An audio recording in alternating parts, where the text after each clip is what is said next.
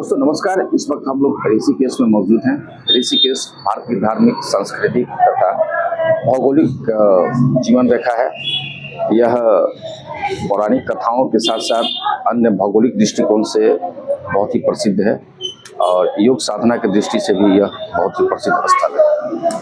इसके बारे में थोड़ा बहुत हम लोग देखें तो ये पता चलता है कि यह हरिद्वार से 24 किलोमीटर की दूरी पर अवस्थित है। यह 3 जिलों से घिरा हुआ है। अगर हम बीच बाजार की अगर बात करें तो वह देहरादून से घिरा हुआ है और जो ब्रिज है जिसे कि जानकी झूला के नाम से हम लोग जानते हैं, जानकी झूला से पहले वो टिहरी गढ़वाल डिस्ट्रिक्ट पड़ता है और जैसे ही हम लोग झूले को क्रॉस करते हैं उसके बाद वो पौड़ी गढ़वाल के नाम से जाना जाता है। इसके पौराणिक कथाओं से संबंधित मैं एक मजेदार कथा मैं आपको बता दूं। 2 कथाएं हैं। एक तो यह है कि एक ऋषि रभ्य थे जिन्होंने ईश्वर का दर्शन करने के लिए बहुत कठोर तप किए थे और उनके तपस्या से खुश होकर भगवान विष्णु ने उन्हें दर्शन दिए और जो दर्शन दिए उसे ऋषिकेश के रूप में उन्होंने दर्शन दिया। ऋषिकेश के रूप में उन्होंने दर्शन दिया और तब से यह स्थल जो है ऋषिकेश के नाम से प्रसिद्ध हुआ। दूसरी पौराणिक कथाओं में एक बातें हैं जो कि समुद्र मंथन के दौरान जो विष की जो प्राप्ति हुई थी, उस विष की प्राप्ति में हलाहल विष जो निकला था उसे शंकर भगवान के द्वारा इसी स्थल पर किया गया था।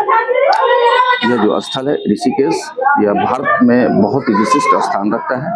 यह हिमालय से भी घिरा हुआ है। हिमालय की 3 श्रेणियां होती हैं: महान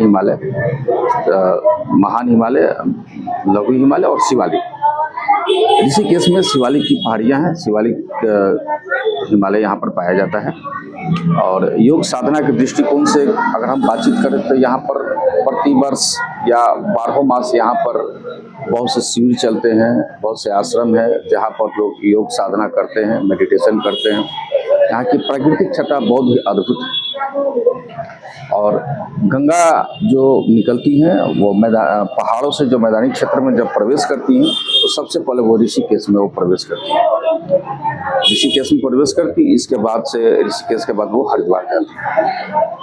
यहाँ पर आए हैं हम लोग, देखते हैं यहाँ पर बहुत सारे प्रसिद्ध स्थल है, मंदिर हैं और ये जो झूला है ये मेरे गाइड्स ने मुझे बताया कि ये जो झूले हैं, ये झूले ऐसा नहीं है कि बहुत पुरातन काल से चले आ रहे हैं। ये एक पुल है, एक ब्रिज है जिससे कि झूला का नाम दिया। अभी तक के लिए इतना ही। आगे हम लोग देखते हैं क्या क्या चीज़ से हम लोग को कर सकते हैं।